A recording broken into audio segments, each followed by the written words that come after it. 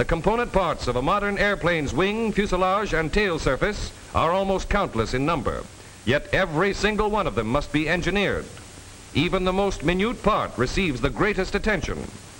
4 separate drawings are made showing detail from 4 different angles. Although the part is no larger than a silver dollar, it will have to go a great deal further. The interior of a plane is one feature of design seldom associated in one's mind as coming under the supervision of the engineer. Yet one of his most important jobs is to provide utter comfort for passengers traveling through the air at high speeds. The Lodestar's cabin has been designed for this comfort. Inside, the sound of powerful motors is reduced to a pleasant hum by scientific soundproofing and vibration control. Restful chairs, ample space, and headroom are results of thoughtful planning, and all Lockheeds are especially adaptable to the requirements of private owners. For businessmen to whom time means money, the Lodestar is convertible into a convenient and dependable office in the sky. The compact 12 becomes a comfortable lounge for attending important events anywhere at any time. The cabin of Lockheed's new 4-motor transport, the Excalibur, will look very much like this. Although the plane is still under construction, the engineers have built an exact replica, known as a mock-up, out of wood. In this way, every possible detail of passenger comfort can be effectively predetermined and applied. But the ideas and plans that this man and the hundreds like him put into execution are not only those of Lockheed's chief engineers, but those of the entire flying world. For the Market Research Division maintains close contact with the operative branch of the industry. The staff compiles lists of important features relating to a plane's design. These findings are set up in the form of questionnaires. If you were to build your own ship, on the flight station, where would you locate emergency controls? On the engine control stand, where would you put the levers? And the rudder pedals? These comprehensive questionnaires are sent to airline executives, pilots, transport officials in every corner of the world. To Trans-Canada Airlines, R.C. McLeod in South Africa, Tri-American Aviation, Buenos Aires.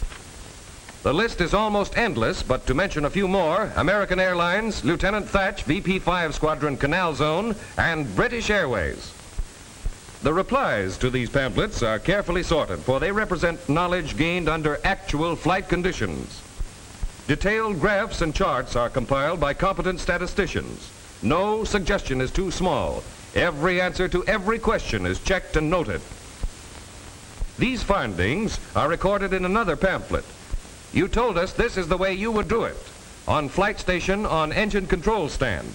And on rudder pedals, we asked, are brake toe pedals desirable? 93% said yes, 7% no. That verdict is submitted by men whose combined opinions represent the experience of over 16 million hours of flying. These practical viewpoints, as gathered by market research, are submitted to the engineers. They combine these ideas together with their own creative ability in the conception and building of every new Lockheed plane. That's how Lockheed designs airplanes to suit the men who know airplanes best, operators, pilots, and regular airline passengers. And the first form a new plane takes is on paper. From these drawings and thousands like them, an exact scale model known as a wind tunnel model is made and is connected to instruments which determine its flight characteristics.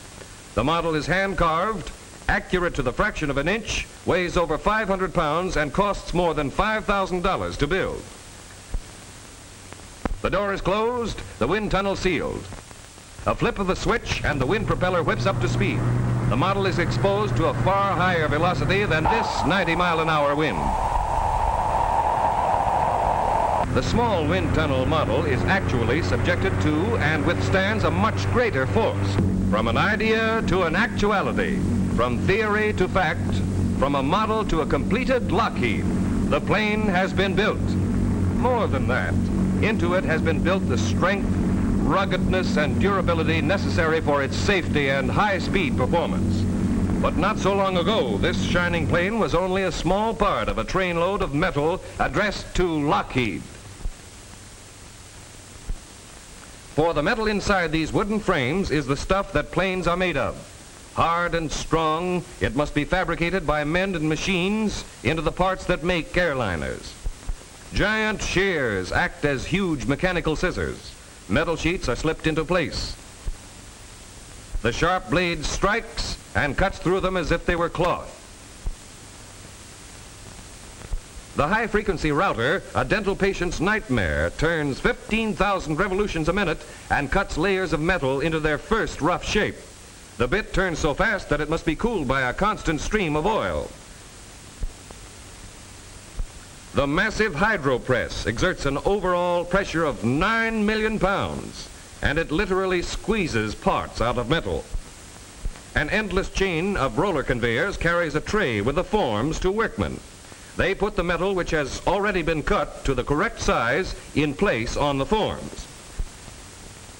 The tray now continues on its way into position under the press. The operator touches a switch, the press starts down, and look out below. Almost unbelievable pressure, an irresistible force, but under perfect control. And where plain sheet metal went in, finished parts come out. The hydro press turns out more parts in 1 minute than 2 men could complete in a whole day, and turns them out better and more accurately. A compressed air stamp which forges metal is an excellent example of powerful machinery under absolute control. Taps as gentle as a tack hammer, then the crushing impact. What a nutcracker this outfit would make. And yet its control is so delicate that it can crack an egg, at least so the operator claims. Look out there, a little too hard and you'll have an awful mess. Be careful. Well, hello, stranger. You certainly have a brand new kind of a mama. Skilled men and precision machines have fabricated these parts. But even metal can be strengthened and protected. To do this, there are several types of processing. Complete electrochemical anodizing baths provide parts with a protective coating of oxide film. This is a safeguard against the threat of corrosion caused by moisture. It is an interesting fact that these parts are protected against any harmful effects of moisture by being given a bath. Another type of bath is used for a different purpose. In order to harden and thereby strengthen certain parts, they are immersed in a hot salt solution of sodium potassium nitrate. In large ovens, other parts are hardened by baking at 1550 degrees Fahrenheit and quenching them in oil. It is easy enough to say that these parts, which will eventually be the plane, are strong. To prove that they are, to constantly guard the Lockheed measure of strength is the duty of the testing laboratory. A spectrograph is one of the most modern scientific testing devices. It analyzes the purity of the metal alloys which go into a plane. Tremendous heat created by an arc burns sample filings of the metal. These filings are placed in a cavity on the lower of 2 acid-treated graphite electrodes and then burned. The light of the burning metal passes through a lens and then through a rotating sector, the adjustable opening of which controls the amount of light falling on the slit. The light now passes through the slit and falls upon a diffraction grating. This diffraction grating is a concave aluminumized glass plate on which 24,000 lines per inch have been ruled with a diamond point. The light is separated by the grating into wavelengths. These wavelengths, or light rays, fall upon a strip of film, and a photographic record of them is thus produced.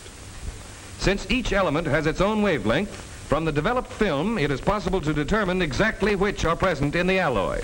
In this manner, the spectrograph immediately detects all impurities, and any inferior metal is promptly discarded. The sole purpose of this huge machine is to break things. Its powerful jaws, capable of a compression of 300,000 pounds, are about to crush a small section of the wing in order to measure its resistance. Now watch carefully. The upper jaw is clamping down with an invisible, relentless force on the seemingly frail strip of metal. But actually, just how frail is it? 60,000 pounds? 70,000? There it is, a slight ripple. The breaking point has been reached, and it takes a pressure of over 80,000 pounds to even bend this frail little section of a wing. For contrast, let's see what happens to a solid cylinder of concrete, which certainly appears much stronger. There is the first crack, and the concrete shatters completely under a pressure of less than 75,000 pounds.